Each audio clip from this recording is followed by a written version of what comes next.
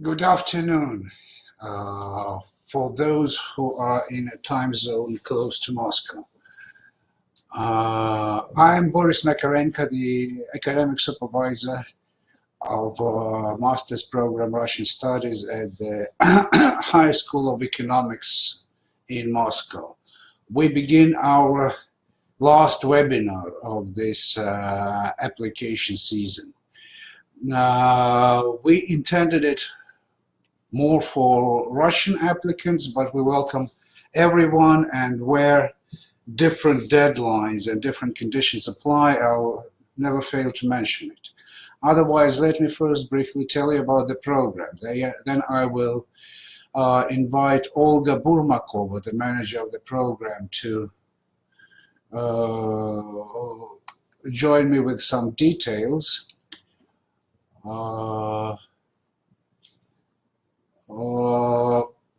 Feel free to write your questions and comments in the chat. I'll see it and I'll surely react to it, but perhaps not immediately. Some of the questions you ask may be covered later in this presentation.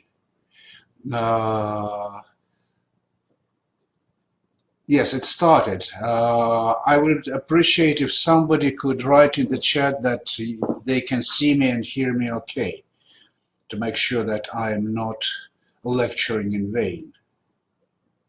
Okay, thank you. So we begin with the Russian Studies Master Program at the High School of Economics. What is the program about? It's a regular graduate program awarding the degree of Master of Arts. It's a full-time program lasting 2 academic years. The instruction is completely in English. Knowledge of Russian is helpful but not required. Its curriculum is interdisciplinary, and I'll tell you later how is our program different from many other programs calling itself Russian Studies or Eurasian Studies. What's the creed of the program? You can see 2 quotations from one famous Russian poet, that Russia can be measured by a common yardstick. One has to believe in it rather than comprehend it with reason. Fyodor Tuchev said so in 1868. Much later, Right Reverend Winston Churchill, Prime Minister of the United Kingdom, said that Russia is a riddle wrapped in a mystery inside of enigma. We believe that there is a yardstick usable to measure Russia, to study Russia. That yardstick is social science, more specifically comparative political science, and I'll show you how we do it. So our creed is to teach the art of understanding Russia. So as I said, to repeat, it's a master-like program in political science, offered on the Moscow campus of the High School of Economics. To tackle this issue now, whether or not we'll be able to go offline, we are not sure. The University High School of Economics announced several days ago that it is ready to open the school year offline. That's to invite students to its classrooms and audiences. That is difficult to implement when we are talking a program in which most of students are international. Russian students can make it to Moscow with minimal logistic difficulties. For international students, obstacles are still there. Not all borders are open. Not all airlines fly in and out of Moscow. We'll keep you posted if you join the program. We don't rule out the scenario that we will have to start online like the whole university worked in the spring semester of 2020, but we'll switch to offline regime as soon as the opportunity presents itself. The main competitive advantage of the program, of course, is that it is offered in Moscow, and even if you can't make it to Moscow by September 1, will surely greet you in this town at this building on the right picture, the High School of Economics, which is 1.1 kilometer away from the Kremlin, a walking distance. Some other competitive advantages to mention. High School of, as we call it, High School of much more than economics, is high in all international ratings. It's the third best university in Russia. It has the highest position of Russian universities in political science academic programs. Other advantages. You will learn from the leading experts. The program is young. It's only entering its second year. But the faculty team, which founded this program, is working almost in unchangeable staff for practically 20 years, teaching political science, teaching things Russian. We just switched to English to offer our knowledge and our experience to international, same as Russian students. Many of faculty members are not only academics, but they work in consulting, for government agencies, NGOs, electoral campaigns. Myself is CEO and president of Center for Political Technologies, one of the oldest non-governmental consulting think tanks established in 1991. I've been through about 50 electoral campaigns in Russia at all levels, federal, regional, municipal. Did consulting services for government agencies, political parties, NGOs. And whatever I know about Russia, I, same as many other faculty members, know not from newspapers, not from TV, not even from social media. We know it firsthand from our practical experience. I'll tell you more about what we mean by interdisciplinary curriculum and comparative research approach to research. As for internship, I'm sure there will be questions, so I'll frankly admit I don't know. Unlike last year, this year I'm able to be talking about our program which actually exists. There are students, there are lectures, there are seminars, there are scores, some of which are higher than others. But our students will only be looking for internships in their second year, the year which starts September 1. And we will help them using the advantage of career offices of the HEC University. What do we mean when we say interdisciplinary? If, as I'm sure you looked at other programs in Russian studies offered by universities in Russia and other countries, you will see that many of them focus either on more than one country. There's Russia plus something else, post-Soviet states, Central Eastern Europe. Many programs focus on things linguistic and cultural, language, literature, etc. All that is also present in our program, but our main focus is on political science and Russia exclusively. Other countries, post-Soviet, post-communist, others, if applicable, will come into the picture, but only to compare and contrast them with Russia. We award a degree in political science, which implies that you will have to attend 2 required courses in theoretical political science disciplines, which we try to adjust to the specifics of our program.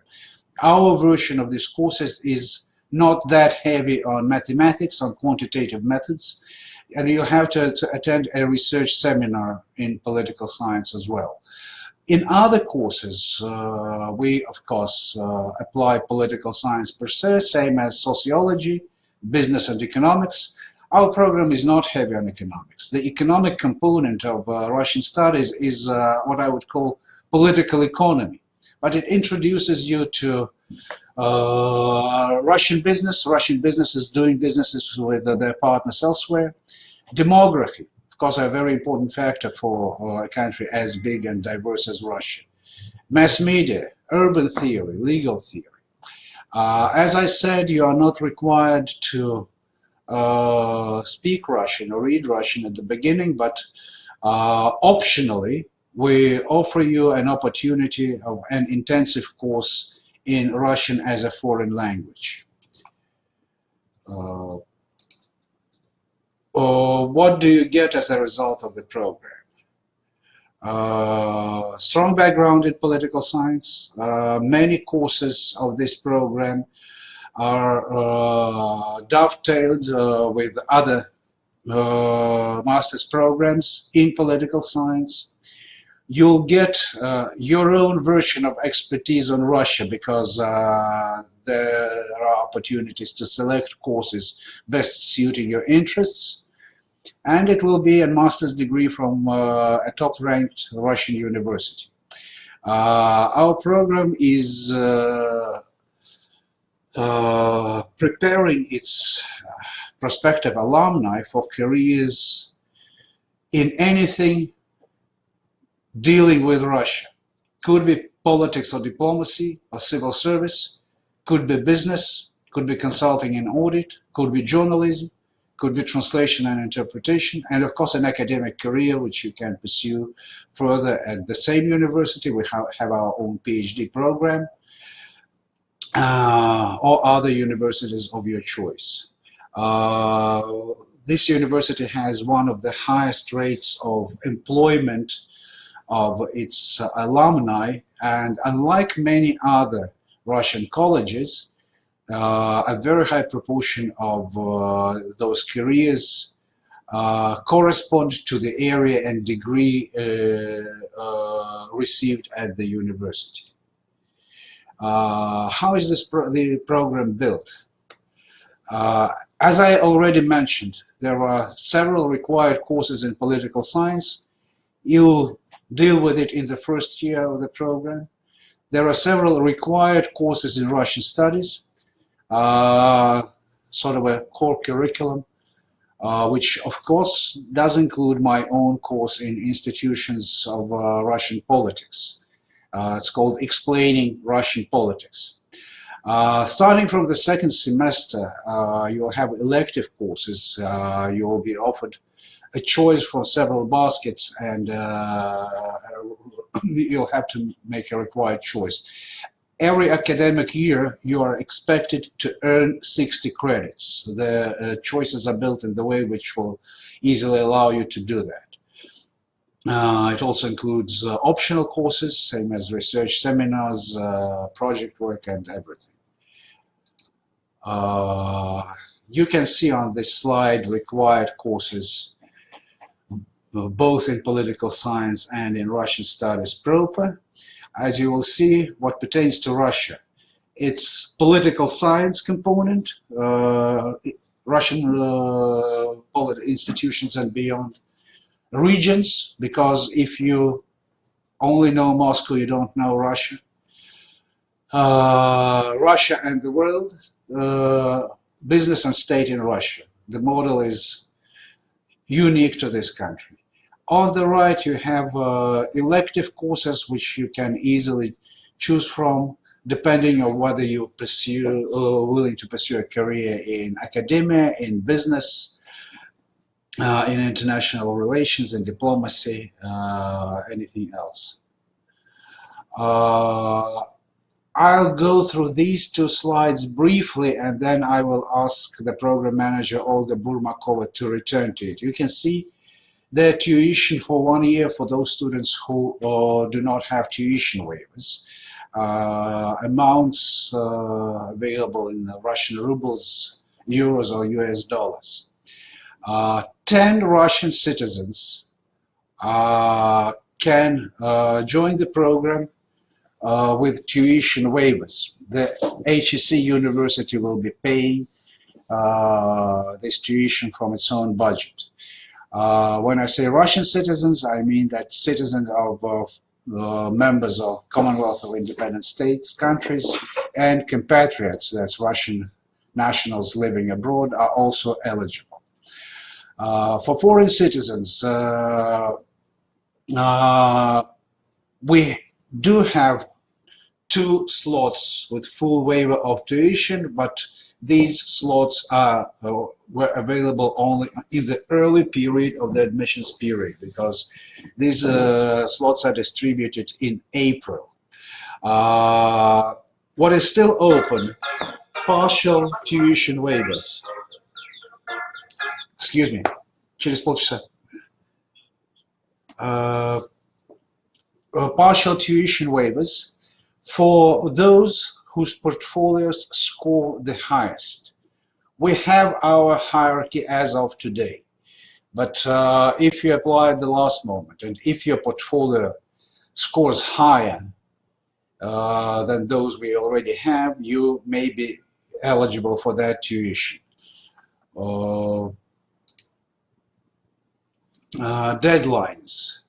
Olga Burmakova will give you more detail, because as you can see, both Russian and international students' deadlines are very close by. No worry, you can still make it. We have a competition of portfolios, which includes items you can find on this slide. A couple of comments. Some of these are typical items in any portfolio, such as letters of recommendations, your CV, your transcripts, diplomas and achievements in academic exercises at BA level if you have it. What's important for us is your letter of motivation.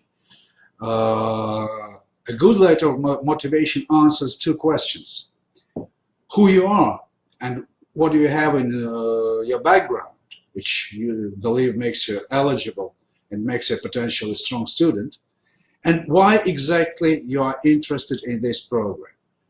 What career path you have in mind. Why is this program looking more attractive than other similar programs? What is it about HSC University, if anything, that drew your attention? Send in your portfolio as soon as possible. As soon as your portfolio is complete, yes, one other issue, essay. You will have a list of topics for a proposed essay on the website of the program. I understand that there's not much time left.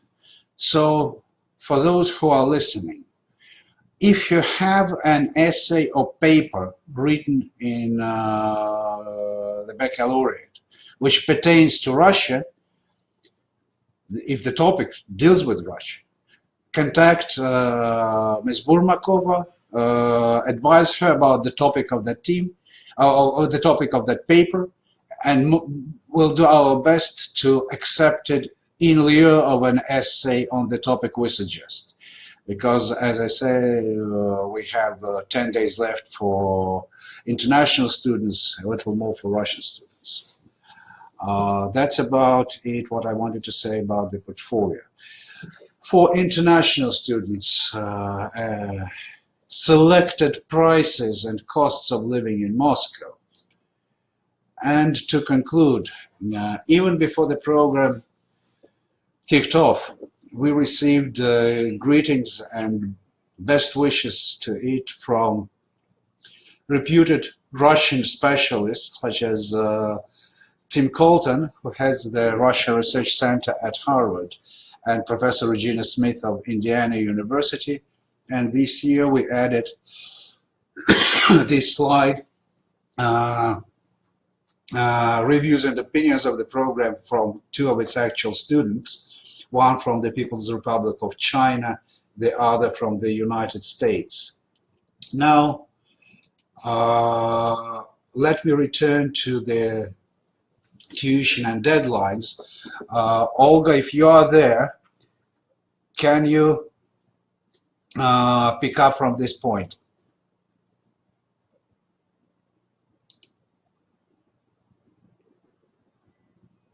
I hope everyone can hear me. Yeah. Great. So, first of all, tuition is the main issue, the main question that I receive a lot. We have two different application processes. One is so-called general application, which is offered to Russian citizens and certain categories of foreign citizens, such as the citizens of CIS countries and so-called compatriots, Russian citizens who live abroad. I will send you an email after this webinar with the links to the full lists and nuances of who is or isn't eligible. But basically, if you are a Russian citizen or a citizen of certain categories, you can apply via the general application process. And in this case, you apply as a fee-paying student, but if you are among the 10 best applicants in the general application process, you automatically receive a quasi-budget place, which means that your tuition is paid by the HEC university. I'm emphasizing that you are applying as a fee-paid student just because that's basically a sort of a page in the application process that you have to mark or something. And some people are worried about it. But if you apply like this and you get in and you receive a quasi-budget place, you're not paying anything. You're even receiving a small scholarship. And basically you are in the same position as the so-called budget students. That's for Russian citizens. I also want to emphasize that when you are looking at the Russian page, you can see that there are relatively few applications from the Russian students to our program, and some people are worried that the program might not be open because there is few students. But in fact, the problem is that the lists of foreign and Russian students are separate. So we have a lot of foreign students who have applied and have been accepted, and relatively few Russian students. That's normal situation for this program. We have the same proportion last year, but because of the separation of Russian and foreign application process, you just don't see the foreign students applied. Actually, we are opening in the fall. That's absolutely definite, and you don't have to worry that you will apply and the program won't open. It will. We have enough students, we have enough courses, and we will open in September. For foreign citizens, as Boris Makarenko has told you already, we did have a state-funded quota spots, but they were distributed in April. So right now, we only have the tuition waivers. There are discounts of different amount for different reasons. Our program offers a 50% discount and 25% discounts to the top applicants from the foreign citizens. So you will be paying only 50% or 75% of your tuition fee. Meanwhile, there are also additional discounts that you can find on our website and at the links I will send you after this, for various reasons, such as those who are graduates of our university, for those who are winners of different Olympiads and competitions, graduates of International Summer University, etc. So don't forget to pay attention to your eligibility to these options. And for foreign students specifically, for foreign applicants specifically, for those who are worried about whether we can open in the fall. Right now, we are planning to open offline, but we also are, as Boris Makarenko told you, are planning to have an opportunity to start online via Zoom or other options, but also we try to accommodate the issue of foreign students arriving later than September 1st by scheduling the courses later in the fall, the beginning of the courses. So if you apply now and if you get in, you probably will be able to get here by the beginning of the courses, or we will start online to accommodate everyone. So you don't have to worry that you will be late for the beginning. About deadlines. There are two different deadlines. I will reiterate that for foreign citizens, you have to apply until August 14th. You apply, you're automatically considered for the tuition waivers. We will distribute them after August 14th. It's important that you don't just apply, but you have to be considered. You have to apply, and when we offer you a place, you have to accept it. Because if we send you an offer and you have not accepted it, then you're not accepted to the program, and we won't be able to consider you as an applicant. That's important, but I will reiterate it if you apply in our communications, because I will communicate with every one of you. And for Russian citizens, the deadline is August 17th, and you just can, it's the same process, but on a different website. Again, I will send out all the links because it may be a bit confusing. I think that's it from me. If you have any questions, I will reply here, or you can email me. My email is on the website of the program in the end of this presentation. Yes, here. And you can email me. I will answer all your questions. Olga, we have several questions in the chat. I'll start answering them, and then we'll probably ask you to join me or correct me if I go wrong. Okay. Is it possible to get full tuition fee waivers from Russian government scholarships for this program? I see the name of that applicant doesn't sound Russian. If you are not a Russian citizen, yes, but not this year. As both me and Olga said, we can give two full waivers of tuition, but these waivers are distributed in April. And for this year, they have already been distributed. Will the school be opened? I think I answered that. Yes, the school will be opened. We are afraid that specifically for this program, most of our students, international students, will not be able to make it to Moscow. We'll keep everybody posted how we open. Most probably we'll have to, with this program, we'll have to open online, but switch to offline as soon as borders open and airline communication resumes. Actually, right now we are scheduling the beginning of the study year for this particular program on September 21st to give you a bit more time to fly into Moscow and to receive your visa.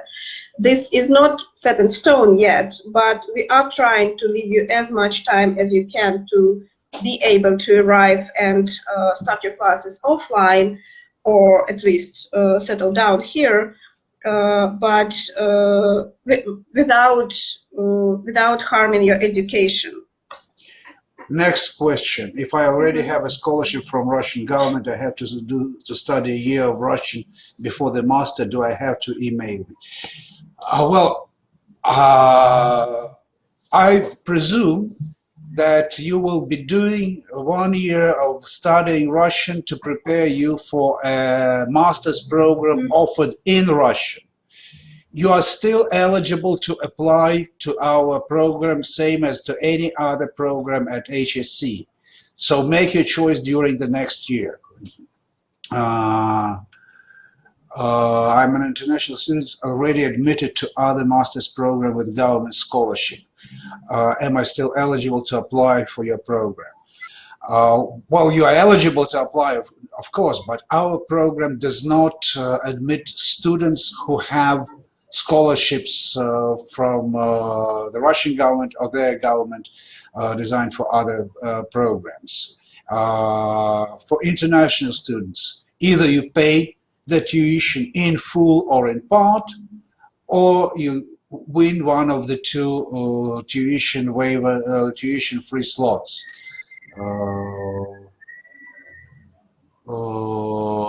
Other MA program at HSC.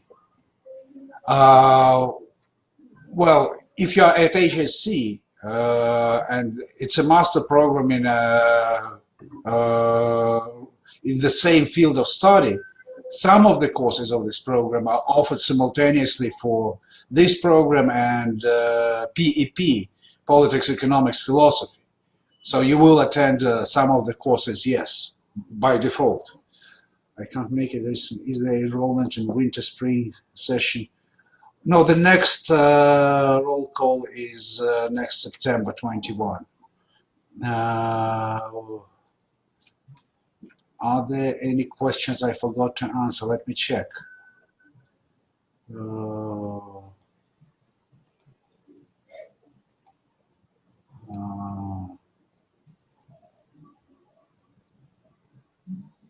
Is it possible to get academic preparation before the starting of related program? I'm not sure I understand the question. What do you mean by academic preparation?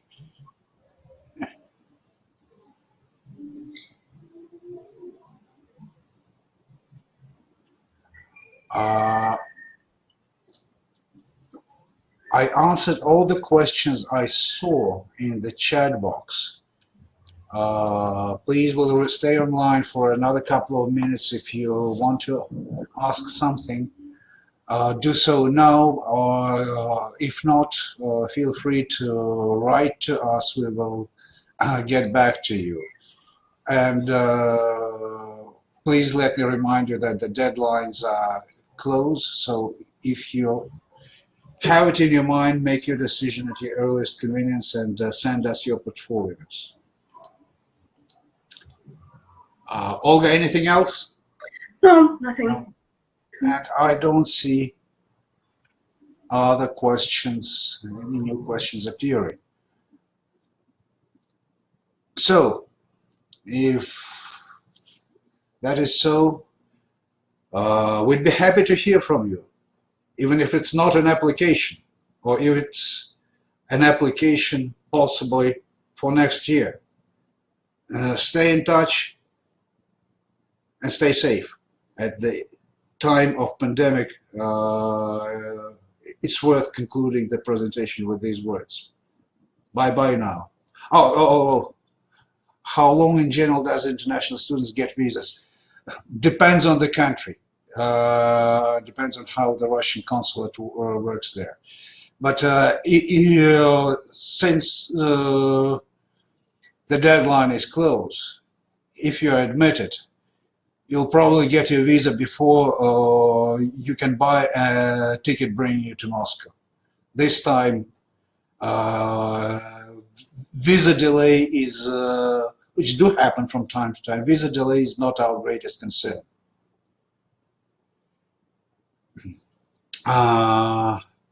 Take care and goodbye now.